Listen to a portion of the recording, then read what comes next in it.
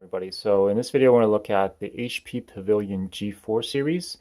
And this particular model is the G4-2029wm. So a lot of the G4 series shares a lot of common characteristics. We're going to go into that in more detail, but just be aware that, this particular model is the 2029wm, which carries an AMD A6-4400M CPU. So I've also upgraded the RAM from the base model, and I've upgraded the hard drive to an SSD. So we're just gonna really kind of look in general of what my opinion of the G4 series is. So the G4 series is actually pretty diverse. So the CPU can range from an AMD to all the way up to a Core i7. So you have a lot of models within the G4 series, but a lot of the common characteristics is that, for example, the screen, the keyboard, the build quality is usually the same. So we're just gonna go look at that in more detail. So the HP Pavilion series, the line of laptops in HP Pavilion is HP's mainstream to budget-oriented laptops. So the build quality that you get is going to be mostly plastic. Like for example, the screen is not going to be terribly good, but it's just going to be good enough for, 80, 90% of the population out there. G4 in particular has a 14-inch screen. I believe around the same generation there is, I did another review earlier on the HP Pavilion Sleekbook 15, so that's a 15-inch laptop. The build quality on those two laptops are very similar, so pretty much all plastic builds. You have a TN screen that's at 1366 by 768. So a kind of a mainstream level panel and just a very budget oriented construction. So unlike the Sleekbook model that I reviewed earlier, this build quality though, even though it uses the same material, seems a little bit more solid because the Sleekbook is designed to be kind of a thin laptop, and this one is a little bit thicker, which let me see if I can show you this real quick. So this is not a terribly thin design right here. So all that makes it a little bit more sturdy, so the screen doesn't have as much flex, the keyboard doesn't have as much flex as the HP Pavilion Sleekbook 15 series. So it does feel pretty good. The G4 does come in several different colors.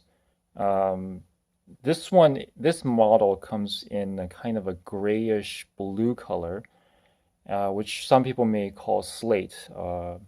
But it does look pretty attractive to me. It's not like super bright. It's not like too overstated.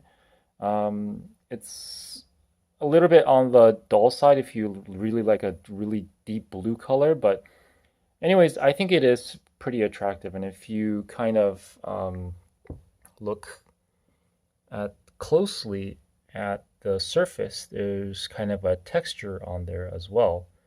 So this does make the overall appearance of this laptop pretty attractive. Looking at the ports, on the left side we have VGA, HDMI port, Ethernet, and two USB 3.0s. And then we have a headphone and microphone separate jacks. And then we have an SD card slot right there. There's nothing on the front, so I will skip that. On the right side, you've got a DVD drive, a USB 2.0 port, and the power plug and a Kensington lock. So looking at the side profile, you can see that the back is actually thicker than the front. Hopefully you can see that. The back is about 1.25 inches thick, and the front is right around 1 inch thick. So one of the things that I like about HP is that from a long time ago, both their business and consumer line laptops gone to this chiclet style keyboard, which makes it more modern looking, and the design actually has aged pretty well since then. So I think HP's aesthetics is one of their strong points. So if you look at their keyboard, It's this island style keyboard that is currently still in use right now in modern Dell and ThinkPad laptops. So one of the things that this keyboard, sorry, this the trackpad here, um, it has this texture on it, as you can see. I think this is kind of a carryover from the ThinkPads. I'm not terribly a big fan of this texture on the trackpad. Like modern trackpads don't have this texture thing anymore, but it's there. So some people might like it, some people will not. In my opinion, the keyboard is fairly comfortable to type on. One of the weird things, in my opinion, is the having the delete home page up, page down buttons all the way on the left side of the laptop. That can be a little bit confusing for some. You have to kind of get used to it. Normally, I'm expecting the rightmost key in the center to be enter, right? So I would sometimes press enter to I'll go all the way right to press enter, but instead I hit page down instead. So that's one thing that you might have to get used to. But overall, the keys feel pretty good. They don't have too shallow of a travel, and they give you good feedback. Let's talk a little bit about the screen. So again, this is a 14-inch 1366 by 768 TN panel. This is also a glossy screen, so no anti-glare coating. So you don't really want to be taking this outside all that often. The screen, in my opinion, is actually pretty decent for a TN panel at that day and age. I've definitely, since this is kind of a mainstream to budget level laptop, the screen has good brightness for TN. It has fairly okay viewing angles. And the only thing that I would maybe complain about this is that the screen doesn't flip down all the way. So this is about as far as the screen would go. And it can be a problem if you're like in my position right now, right now I'm sitting on the carpet and putting this thing in front of me. And I really kind of sometimes want to push that panel down a little bit further. So because the TN panel has really bad vertical viewing angles, so like the brightness can shift depending on the angle which I'm looking at the screen. But besides that, if you're using it on a desk, it wouldn't really be a problem. So it's a decent screen overall. So here's an audio sample from the speakers. So you should be able to tell that there's not much bass. But for listening to movies casually and listening to music casually, it's sufficient for a lot of people.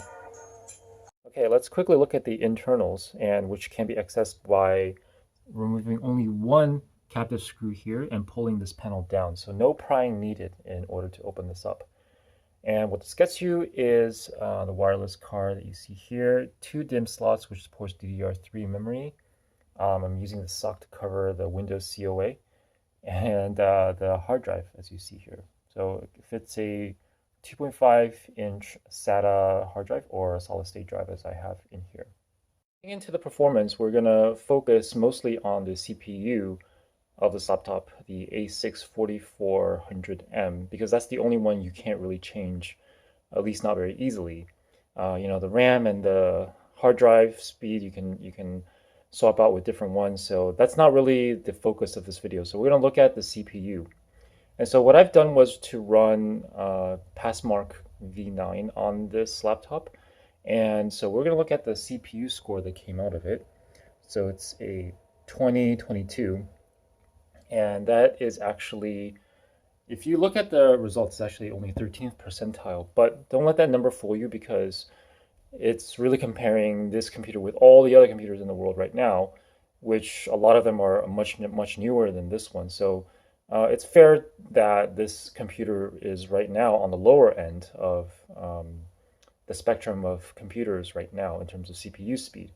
However, it doesn't mean that your experience using this computer will be really slow, because anything really above 1000 on Passmark is pretty usable for like the most basic tasks, such as writing documents and opening up a couple of tabs on Chrome or Firefox. But once you start to open like, 10, 15 tabs, then you probably would want something that's in the 2000 range. And so this laptop will still meet the requirements of maybe, 80 to 85% of laptop users out there.